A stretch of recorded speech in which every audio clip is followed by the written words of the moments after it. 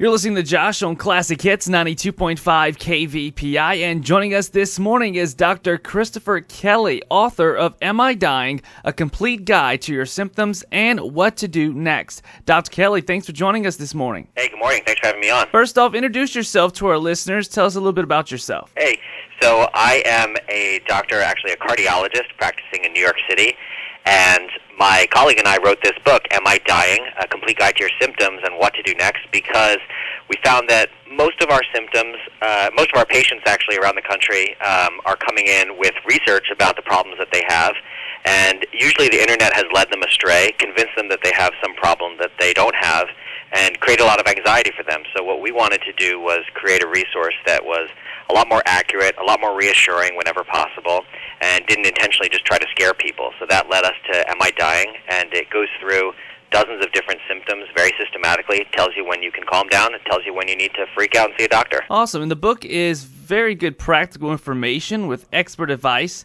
Truly an essential resource for every household. In your book, you talk about symptoms people should not ignore. What are some of those symptoms people should never ignore? Yeah, of course. So I'm a cardiologist, as I said, so I think all the time about chest pain, and people come to me with chest pain. We have a whole chapter about it in the book. Of course, whenever somebody has chest pain, they're worried they could be having a heart attack, and our job is to figure out if they are. So if your pain is like somebody is sitting on your chest, and anytime you try to walk around, it gets worse, and you're having shortness of breath, and maybe your heart rate's going really fast, that is very concerning for a heart attack, and that's the time that you need to get to the emergency room right away. If, on the other hand, you're just taking a deep breath and occasionally you feel a little bit of sharp pain, but it goes away after a few minutes, that's probably just a pulled muscle in your chest and not something you have to worry about.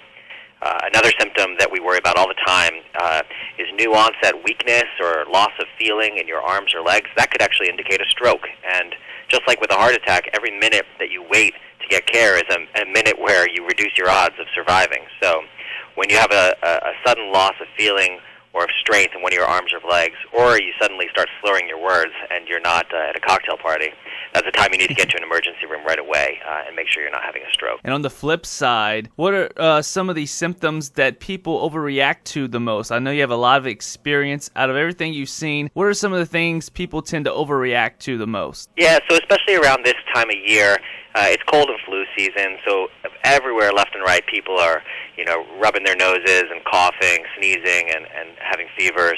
And people, especially men, as it turns out, overreact to that a lot. They think that they've got an infection that requires antibiotics. They go to see a doctor. They want to leave and go home with a Z-Pack. And that's just not necessary most of the time. If you just have a day or two of fever and some cough and some runny nose, that's almost certainly a cold. And it doesn't require a trip to your doctor, and it doesn't require antibiotics. It just requires some rest, some Tylenol, and maybe a decongestant. You only really need to worry about a real deal infection that requires antibiotics if you're getting short of breath, you're coughing up a ton of phlegm, your fever lasts for a couple days. That would be a little bit more concerning. What would you caution our listeners from when using the internet and search engines to self-diagnose their symptoms?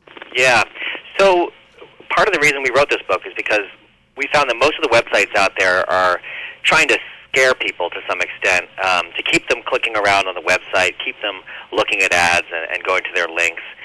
So you can go on there with something as simple as a cough, and you convince yourself in the first few minutes that you have lung cancer. So what we recommend is, first of all, know where the information is coming from. If it's written by a doctor and it's being hosted by an academic medical center or hospital, then it's probably pretty good information. But on the other hand, if it's being hosted by a commercial website and they're showing you ads and they're trying to get you to click on different things, then be a little bit more suspicious about what their intentions are, because it may not be to get you the best information right away. Any final words for our listeners? Anything that you want them to know and take from this book that's out now? Yeah, absolutely. Having symptoms is a normal part of being a human. Everyone is going to have something wrong with their body from time to time, and it's important to just understand what's going on and whether you need to see a doctor or not. And so that's kind of the initial branch point that our book tries to help with. It goes through dozens of different symptoms and tells you all the different times when you can be reassured and all the different times where you might want to make an appointment or even go to the emergency room. And we designed it to be very easy to read and lighthearted, but also very accurate and straightforward. So we hope people benefit from it, and it's called Am I Dying?